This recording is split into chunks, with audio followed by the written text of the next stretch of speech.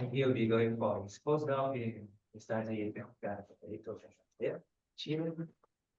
And he'll tell us about these and spheroids across cosmic time. Thank you. Well, today I'll be talking a bit about cosmological observational. So I'll be focused mainly in how to reliably classify the morphology or the shape of galaxies irrespective of the regimens. So to start, let's just have a quick overview of galaxy formation and evolution. This is the timeline of our universe if we assume a non-CDM model. And galaxies roughly arise around here, the first galaxies, mainly 200 million years after the Big Bang. And after that, they spent more than 10 billion years evolving their properties, their shapes, all this through physical mechanisms, for example, mergers and all of that. So what we see in the local universe is actually the result of more than 10 billion years of evolution. And incidentally, the history of those galaxies is quite hard to understand. So today I'll be focusing mainly on galaxies itself. Let's then go back and try to understand how galaxies were first formed. You have two options to form galaxies in the early universe, depending on the properties of the dark matter. So you have the top-down structure formation scenario, in which the largest structures were formed first, and then they break down through fragmentation to form the galaxies that we observe nowadays. The other one happens if the dark matter is actually non-relativistic, or what we say is that it is a cold dark matter, and you have the bottom-up structure formation scenario, in which the smallest scale structures form first, and they merge to form the galaxies that we observe nowadays. So in this sense, mergers have an important role in the formation, in the evolution of those galaxies that we observe in the local universe. And this happens first because when the collapse happens, for example, galaxies are formed through this collapse of gas cloud. And when this gas has an angular momentum, it can raise, for example, it can generate, for example, a spiral galaxy or even a regular galaxy. If this collapsing gas cloud has no angular momentum, then it is expected that the formed galaxy would be more spheroidal or elliptical in shape. Right, but once the galaxy is formed, not necessarily it will keep its morphology or its shape through all of its history. So what we have, for example, specifically in the case of mergers, is that the merging event of two spiral galaxies can, for example, generate elliptical galaxies. Why I'm putting here a question mark is that because this is not well understood yet, this is a possibility. And in this work that I'm showing today, we are trying to also give some insight on this question on in what conditions these elliptical galaxies through mergers are formed. Well, having said that, when galaxies merge, they do not only affect their morphology, but they also affect their properties. So galaxies here, this is called the blue cloud. So they are actively forming new stars. They are having star formation rates consistently star formation rates. And once it suffers, for example, a major merger, or in other words, it's collapsing with another galaxy, it will quickly evolve towards the green valley, which is an intermediate region. So the star formation is decreasing from the left to the right here. And then you can see that if it happens a major merger, it changes the shape. It goes, for example, through agent feedback from this star forming region to this intermediate region. In this case, the green valley, the galaxy already has a different morphology. And through the fast track, it goes towards the red sequence. The red sequence is the place of galaxy properties in which they are not forming more stars, they are just basically evolving. And in this sense, we can relate the galaxy evolution in this diagram of evolution from blue cloud to red sequence.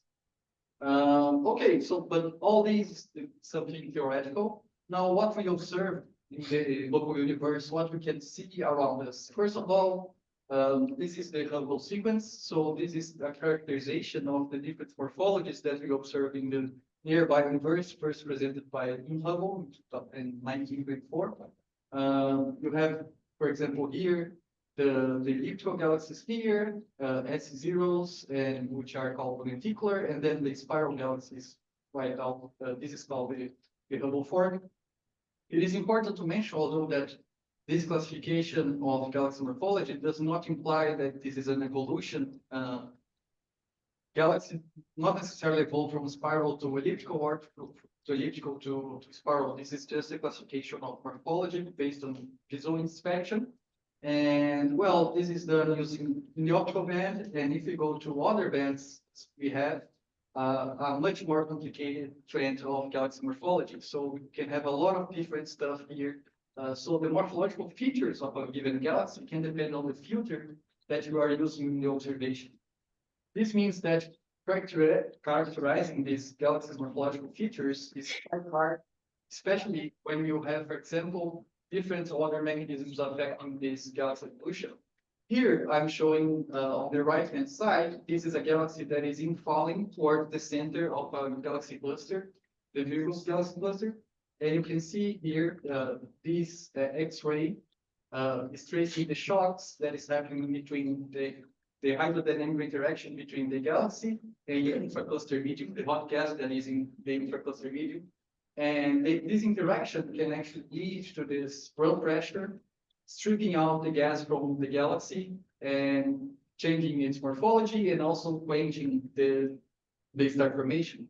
In this sense, this implies that specifically in the large-scale structure of the universe, galaxies with different morphology are found in different places in this cosmic web. So we have, for example, the work done by Dressler in the 1980s, the so-called morphology density relation, which shows that those early type galaxies or elliptical galaxies are mainly found in high density environments, such as clusters. And low density environments are mainly filled by spiral galaxies or because they do not have this kind of effect that can affect the galaxy morphology. So, all right, so we have this that most of the elliptical galaxies are in clusters, and clusters are also suitable environment for galaxies to experience interactions between different systems. So you can have mergers of galaxies within clusters. And one way to address that, how do we know that a galaxy is merging or not? Here I'm showing two different ways to do this. First of all, is using this left panel here, which is the G coefficient, which is used in economics, but can also be applied to galaxies. Versus the M20, I will talk a bit more about that later. So you have these different thresholds such that galaxies above a given line here are considered mergers. On the other hand, you can also have this concentration versus asymmetry here, in which mergers are on top of that because they are expected to show a higher degree of asymmetry. However, I should point out that this diagram in the right-hand side, I would avoid using this because asymmetry is an extremely unstable parameter when dealing with morphologies. All right, so if we have a way of defining mergers, these results come from simulations in which this is the merger rate as a function of redshift and environment. I put this here just to show two main things. First, the merger rate increases as a function of redshift, so it is increasing towards higher redshifts, and it is also increasing towards higher density environments. So you have this log 1 plus delta here, characterizing the density of the environment. So we expect that more mergers happening in clusters and especially towards higher redshifts. All right, but so far, I've been talking about only simulations, not really about what I've done.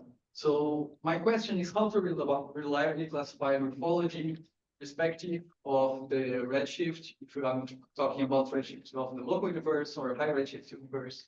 And in this case, I'll be starting by focusing in the local universe because that's the best data set that we have now nearby us. So you have different ways to do that. First of all, is visual inspection. Literally look at the image and say, well, this is a disk, this is a spheroid, this is a spiral, this whatever it is. But so you are relying on the human eye ability to separate distinct features of the galaxy to understand if the morphology of the system. The problem here is that if we go towards higher redshift, we have effects like decreasing angular speed, flux dimming, so galaxies appear less and less bright as we go towards higher redshifts. So visual inspection becomes less reliable if we go towards higher redshifts. Another option is using some parametric inspection. For example, here, galaxies are assumed to have a formula of their light profile. This is called the Circic profile, in which you characterize the galaxy based on the Circic index, which is this N here.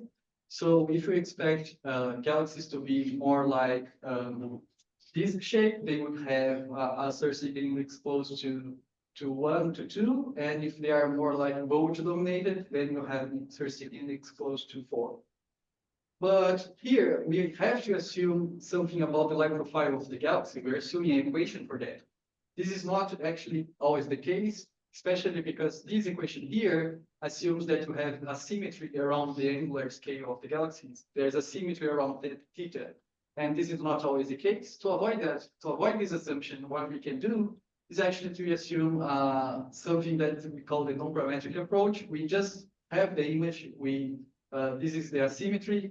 We have the image. We rotate the image. We compare pixel pixel, and then we have this value of asymmetry here defined by this equation. Can be seen UNICID et al. 2003.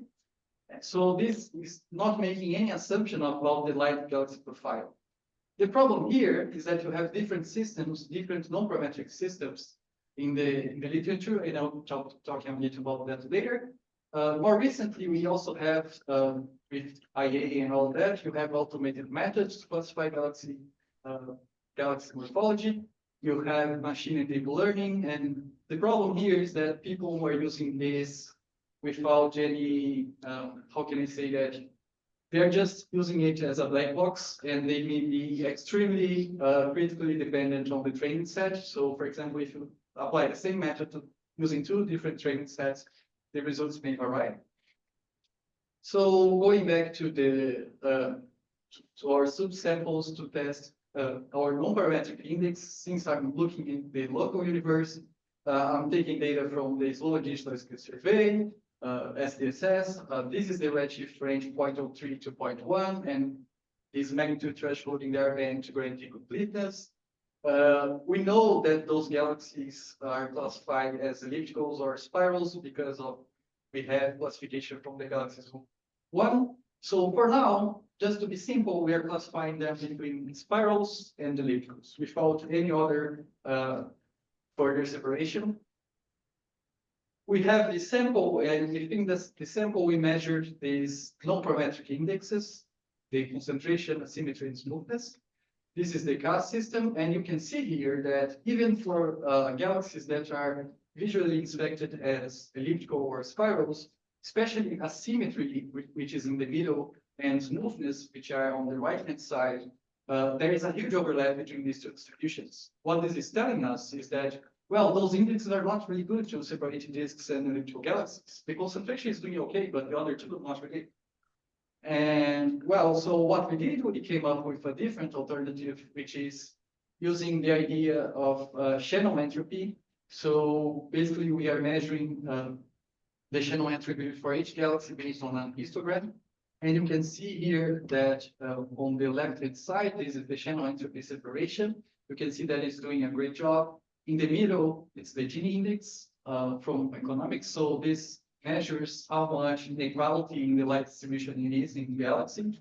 Again, there's a good separation. And the last one, which generates beautiful pictures, is the asymmetry of the gradient pattern of the galaxy. So we calculate the gradient of the pixels of a galaxy, as you can see here, and then we calculate how asymmetric is this gradient field. And you can see that also has a good separation between ellipticals, which is the red, and spirals, which is the blue. All right, so we have a good system to separate between disk and elliptical galaxies using no assumptions at all. What we can do with that, we don't want to use visual inspection. So instead of that, we use this matrix as an input to define a bona fide sample of disks in this kind of spheroids to a self-organizing map. So this is basically an algorithm that will cluster the data according to the trends they are observed. So in the end, what we have is something like that.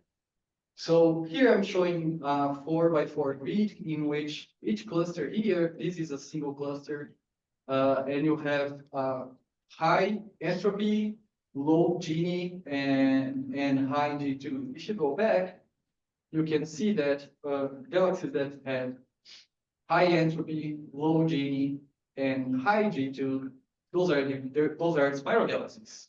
So it is telling me that this cluster are mainly containing spiral galaxies. So, and this is the truth here. 84% of galaxies in this cluster are actually spiral galaxies.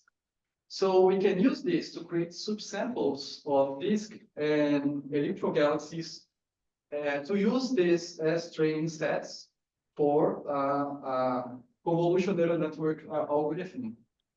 This is showing, so we get the metrics we use as input to our self-organizing map algorithm. We create two training samples, one for elliptical galaxies and one for disk galaxies.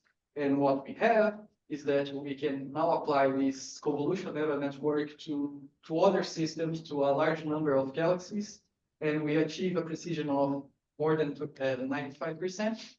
So again, in summary, what we have is that we measure the nonparametric index for all galaxies. We use this self-organizing map algorithm to define two superclusters that we use as bona fide training sets, one for disks, one for spheroids.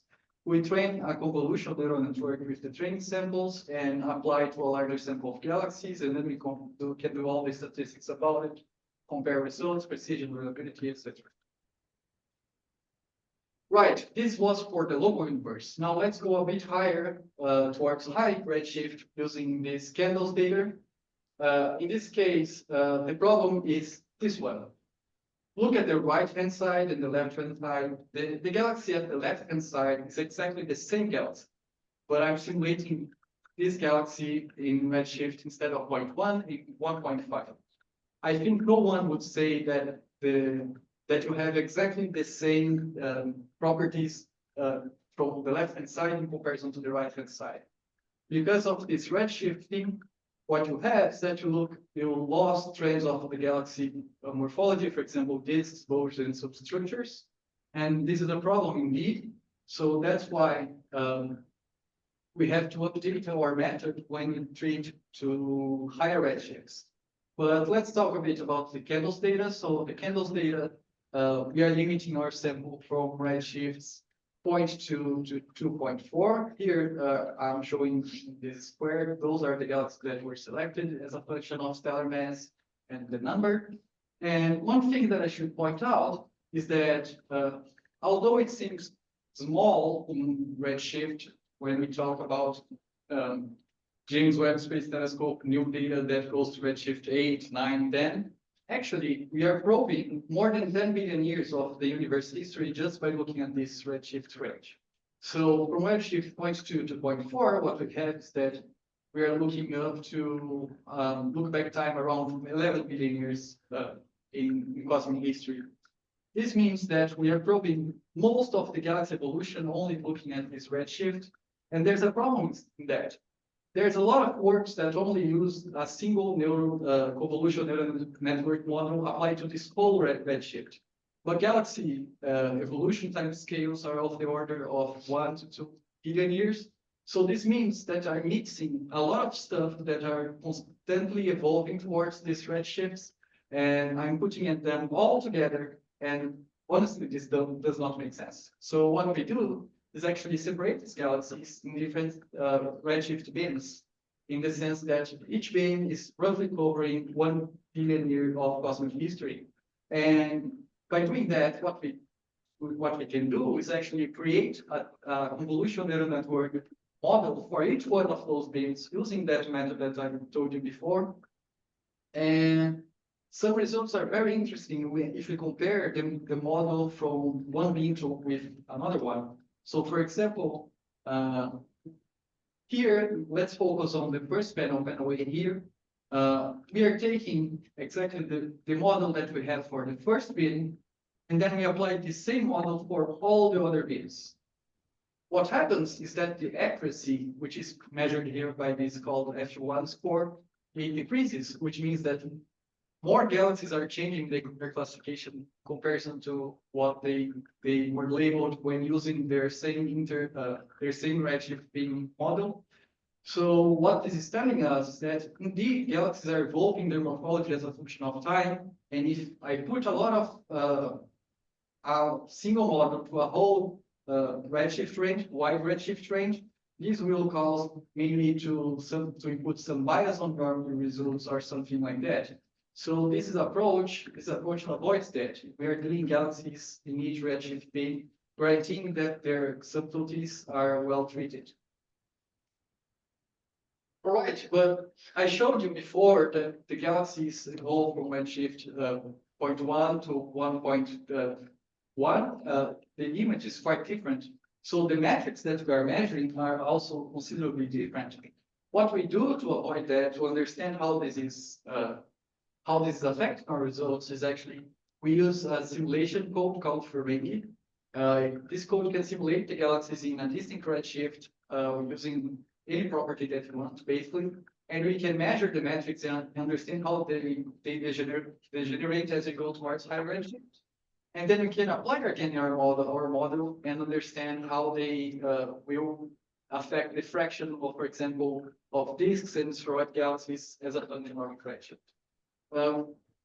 Thankfully, the result that we have is that only around 16%, 15% of the galaxies were misclassified because of this redshifting towards higher redshifts.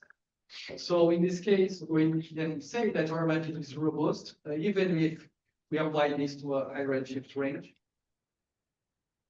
Why we did all that? Well, that's because we want to understand this fraction over here, which is the fraction of disks, spheroids, and irregular galaxies as a function of redshift. You can see specifically here in the top panel, the points that all these points here below the shaded area, those are made with visual inspection. And you can see that they do not agree with each other by any means. So works rely on direct or indirect visual classification. They show a systematic disagreement for Z greater than 1. This follows from visual inspection, including some bias. For example, if you look at spiral galaxies far, far, and far away, the spiral arms will fade away at a given point, and you will classify this galaxy only as an elliptical or something like that. And something good in comparison to what is in the literature nowadays is that our estimates indicate a higher fraction of disks in comparison to previous results. And this is in agreement with what people is found using JWST data. And well, the fraction of spheroidal galaxies is roughly constant as a function of redshift, as you can see in the middle panel. Right, now we have a good classification of disks and spheroidal galaxies, but as an overall, if we compare also as a function of stellar mass, our results also are in agreement with previous results that use a method that is also objective and does not depend on visual classification. Is reinforcing that when you use objective classification without any subjective classification in it, then what you have agreement between these two, even as a function of stellar mass, which is quite impressive. But now, since we have these two samples of spheroidal and disk galaxies, what we can do is actually investigate the evolution of them as a function of other properties. I will focus mainly on the specific star formation weight here. So I'm showing the evolution of disks and spheroids, specific star formation distribution as a function of cosmic time. So let's start in the bottom because that's the higher redshift, and the higher redshift, the higher the look-back time. Um, both classes has a similar distribution of specific star formation rate, but as we go towards smaller redshifts, what we have is that you can see that there is a increase in the fraction of spheroidal galaxies with low specific star formation rate. So there is a bimodality that's being formed here as you go towards smaller redshifts, while the distribution for spiral galaxies, they keep roughly a similar shape. It is mainly a Gaussian with an extended tail irrespective of redshift.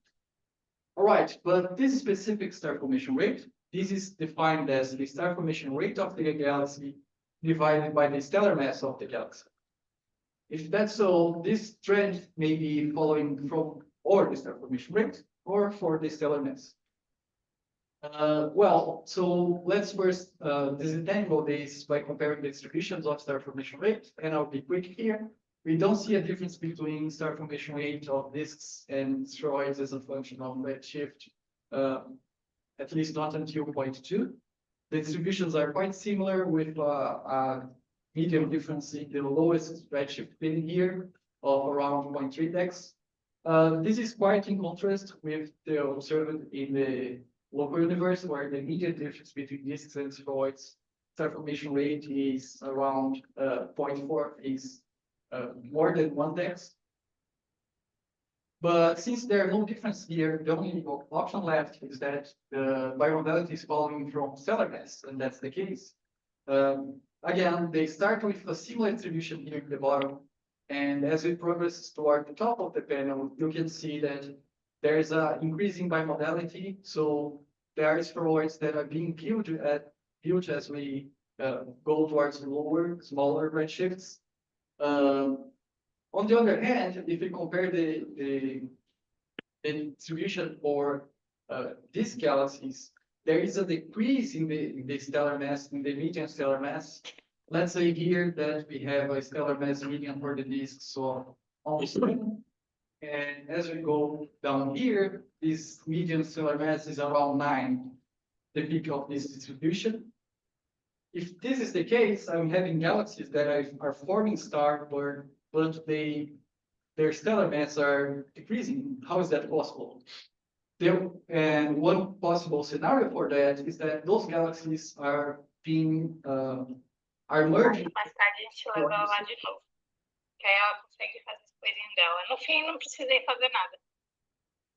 I think they have the microphone open. Okay, I'll just continue. So if I have the similar star formation rate, but the decreasing stellar mass, what is happening is that you have probably there are mergers happening. And this is actually what we have an insight on. We find evidence that here I'm separating galaxies in 4 different stellar mass bands. So 9 to 9.5, 9.5 to 10, 10 to 10.5, and greater than 10.5. And what we see is that the trend depends on stellar mass. Let's start here on panel D. So most of the massive disks, they're not surviving until the low redshift era. What is happening is that they are merging and forming the massive spheroids that we see in the local universe.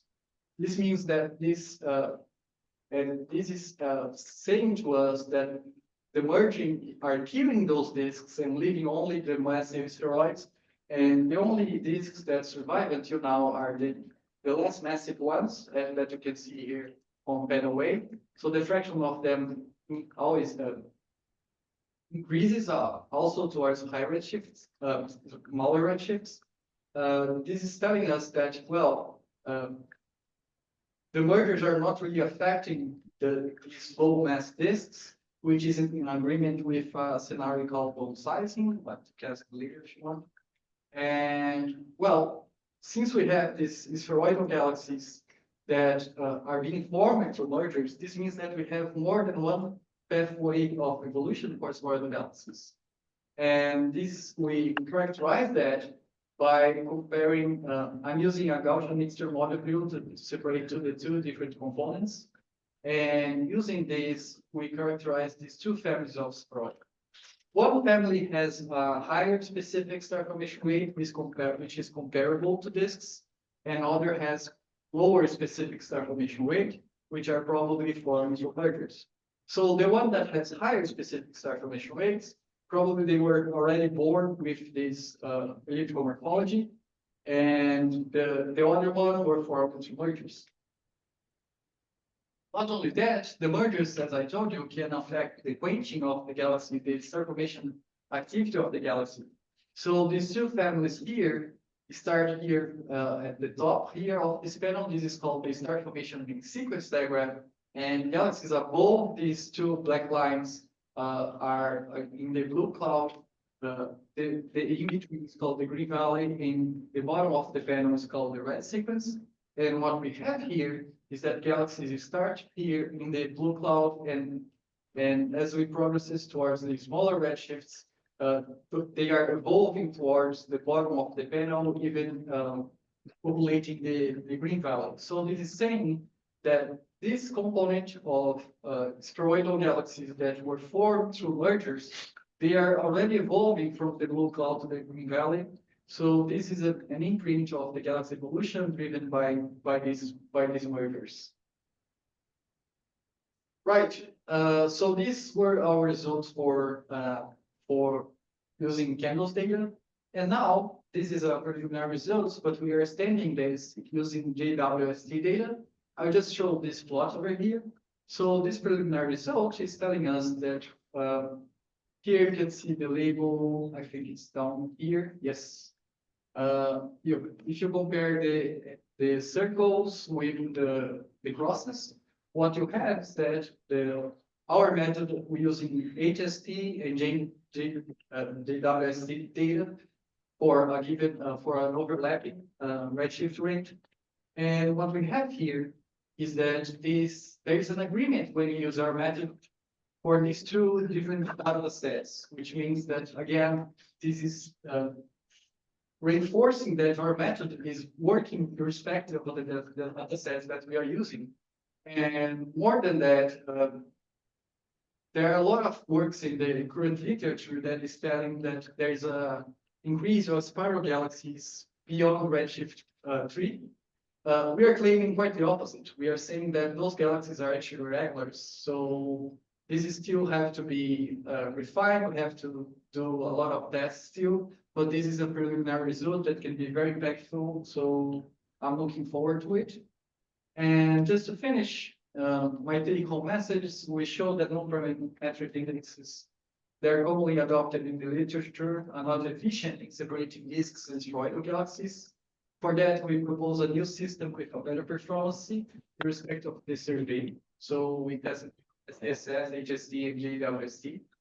We define a hybrid supervised and unsupervised method to reliably classify the morphology of galaxies between disk and spheroidal systems, again, in respect of redshift. By investigating the fraction of disks and spheroid galaxies as a function of redshift, we find an excess of disk fraction in comparison to previous works using visual-based classification. Again, don't use visual classification. Bias from cosmological effects and visual inspection, and exploring the properties of evolution of disks and spheroids, we find suggestion of two different evolutionary paths for spheroidal galaxies. One, they can have spheroid morphology squared, with star formation and specific star formation that is somewhat similar to these galaxies, or they can be formed, for example, through mergers events that can induce the formation of this massive spheroidal galaxy that we see in the local universe. And in this case, this galaxy already started their quenching process. So I will leave just, if you are interested, I have two QR codes here, and that's it. Thank you.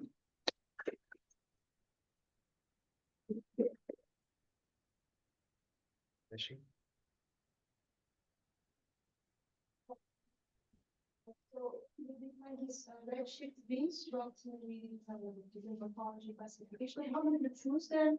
Would you choose like a broader beam or a narrower? So we tested the redshift bits using instead of, we are using 0.2 here, but we tested with 0.4, and the results are consistent still. The fact that we use this, if we go much larger than this, we will start to get covering a look-back time that is larger than the Galaxy evolution time scale, and then would be in disagreement with our purpose. The lower threshold here was the number of galaxies that we have in each redshift bin. So we are trying to get at least 500 galaxies in each redshift bin to guarantee that our method works perfectly fine. So that was the reason to keep this 0.2. This is the best that we can do to have the statistics necessary for our method. And would it make sense like to have perhaps a larger beam towards higher redshifts? Yes, yes. Following this one here, especially in the case that we are going now for this. Oh, sorry.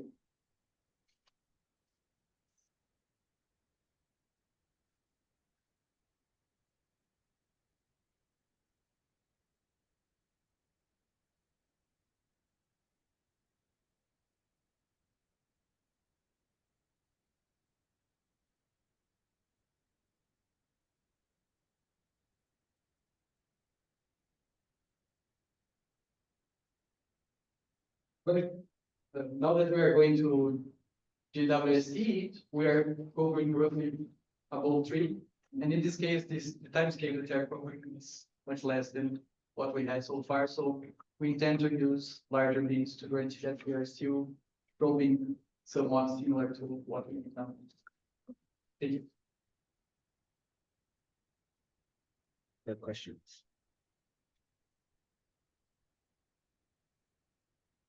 Say a bit about we mentioned about the Gini index and what's the logic behind it. I don't think that. Ah, okay. Yeah, This one? yeah, I don't know what it is.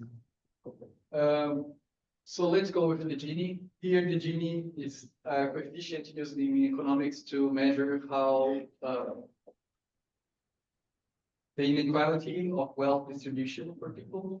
But in this case, we are applying that to the inequality in the light distribution of galaxies. This follows from when we had spheroidal galaxies, they're a huge bulge. Most of the pixels have most of the light of the galaxy. I mean, you have a few pixels with most of the light. So there is a huge inequality.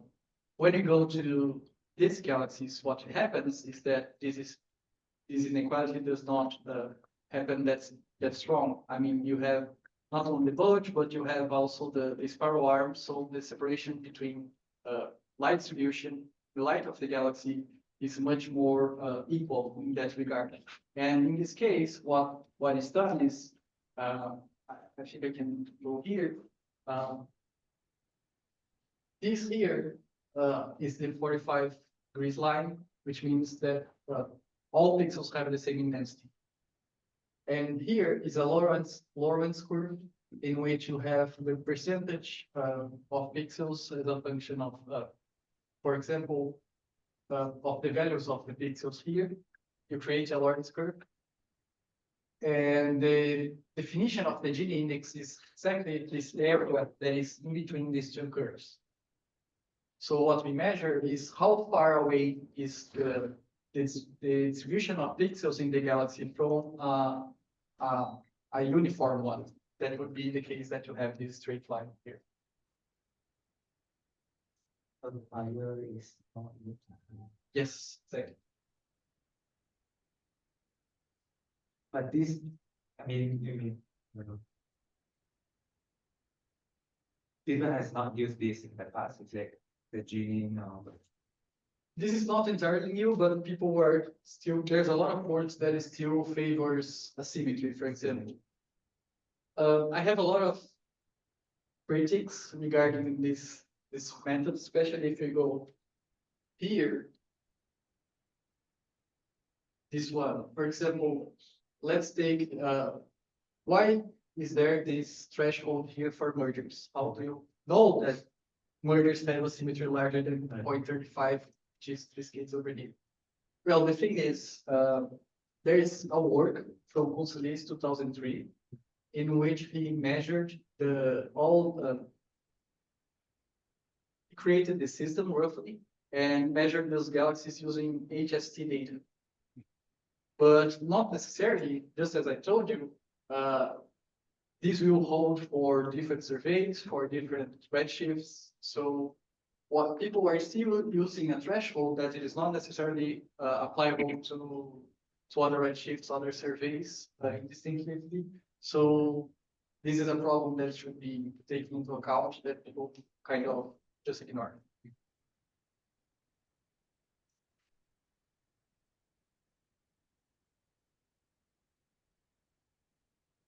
All questions.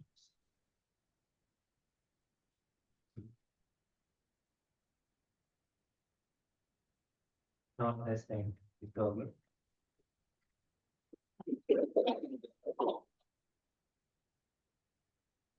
We will have to decide in the next. When you next make. You know how. Yeah, so students should be here. Help us to decide.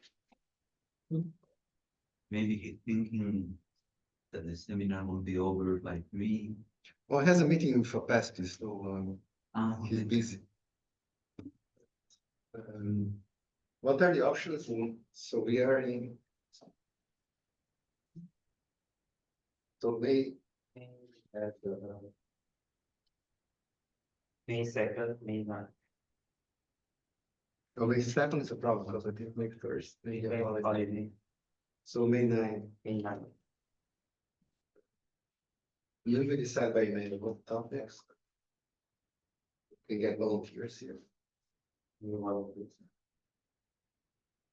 I would like, I mentioned Ricardo that Okay, good, they are volunteering. Ricardo, Another, there's so many. with 1C. 1C only. Once you. Right. No, just 1C. Let's see.